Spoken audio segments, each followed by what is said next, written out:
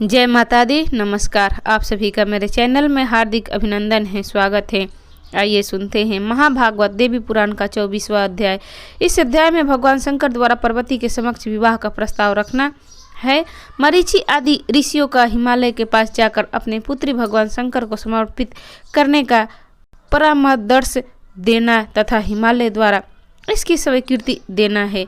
श्री महादेव जी बोले, तब भगवान शंकर कामदेव के शरीर का भस्म लेकर अपने संपूर्ण शरीर पर उसका लेपन कर पुनः भूतगणों के साथ पर्वतराज हिमालय के शिखर पर तपस्यारत हो गए और पार्वती जी भी उसी हिमालय पर्वत पर तपस्या में संलग्न हो गई। भगवान शंकर ने उनसे उन देवी का और देवी पार्वती ने उन महेश्वर को ध्यान करते हुए 3000 तक व्यतीत कर दिए।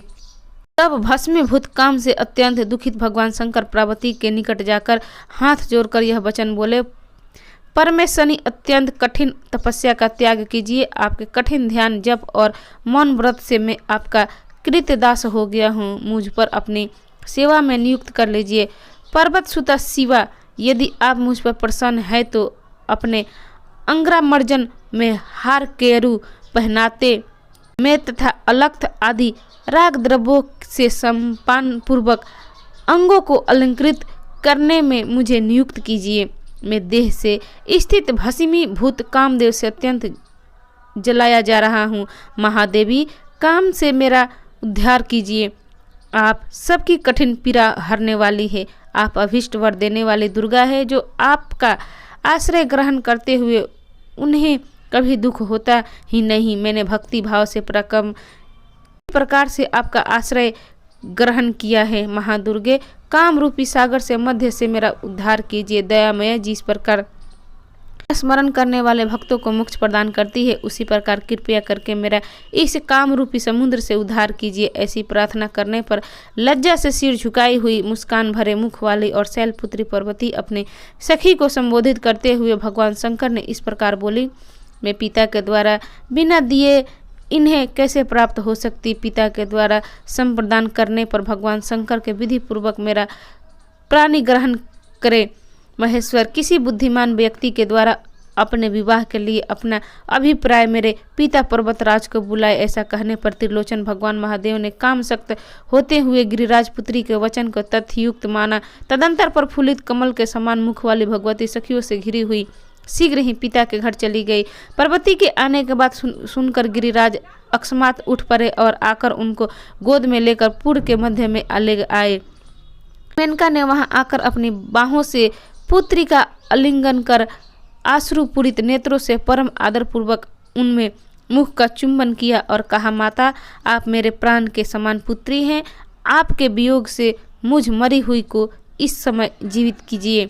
गिरिराज पुत्री पार्वती के मैनाक आदि सभी भाई बंधु बांधव और अन्य लोग उन्हें देखकर हर्ष से भर गए। उनकी सखियों से शंभु द्वारा पार्वती विषयक चेष्टाओं को वन में जैसे देखा था वैसा पर्वतराज हिमालय को बात आ दिया। मुनि श्रेष्ठ गिरिराज उन बातों को सुनकर अपने पुत्री पार्वती के विवाह के लिए भगवान शंकर के प्रस्ताव की प्रतीक्षा करते हुए महान हर्ष से भर गए। भगवान शंकर प्राणी ग्रहण करने के निश्चय करके अपने प्रथम गणों के साथ हिमालय के शिखर पर रहने लगे। तदंतर भगवान शंकर ने अपना अभिप्राय गिरिराज से बताने के लिए मरीचि आदि सप्त ऋषियों का स्मरण किया। तब वे मरीचि महर्षिगण उसी क्षण वायु से उड़ाए गए मेघों की भांति भगवान शंकर के समीप पहुंच गए। उन्होंने देवाधिदेव महादेव को प्रणाम करके पूछा, भगवान, आपने हम लोगों को किस लिए स्मरण किया, उसे बताइए। मुनि पुंगव तब काम से निर्दग्ध हृदय वाले भगवान महादेव से मरीचि आदि मुनियों को पृथक पृथक संबोधित करके कहा, श्रेष्ठ मुनियों, संपूर्ण विश्व के कल्याण के लिए, संतान वृद्धि के लिए आज मेरी विवाह करने की इच्छा हो रही है। जब तक दक्ष तन्या सती अपनी माया से मुझे छोड़कर चली गई, उसी समय से हृदय में उनका ध्यान करके तपस्या में संलग्न हूँ। उस तपस्या से संतुष्ट होकर उन्होंने स्वयं गिरिराज जतन्या होकर अपनी इच्छा से मुझे पति के रूप में स्वीकार कर लिया। किंतु उनके पिता गिरिराज हिमवान मुझे यदि बुलाकर पानी ग्रहण संस्कार करके उनको देते हैं, तभी वे मनोरम मुख वाली सुंदरी मेरी पत्नी होगी। भस्मीभूत कामदेव से मैं दिन रात जलता रहा हूँ।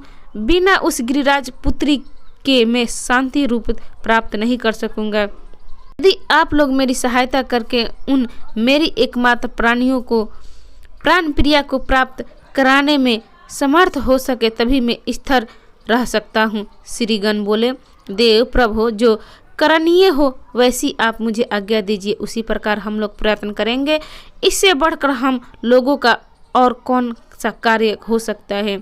आदि शक्ति परम विद्या पूर्ण स्वरूपा प्रकृति को हिमालय की पुत्री वे ही आपकी पूर्व गृहिणी है। शिव हिमवान निश्चय ही अलिंबन अपने पुत्र पार्वती आपको दे देंगे। इस कार्य में हम लोग केवल निमित्त मात्र होंगे। श्री महादेव जी बोले, वे सभी महर्षिगण भगवान शंकर से ऐसा कहकर परम शस्त्र को प्रणाम भगवान शंकर के विवाह को निमित्त पार्वती को संयोजित करने के लिए गिरिराज के नगर में चले गए।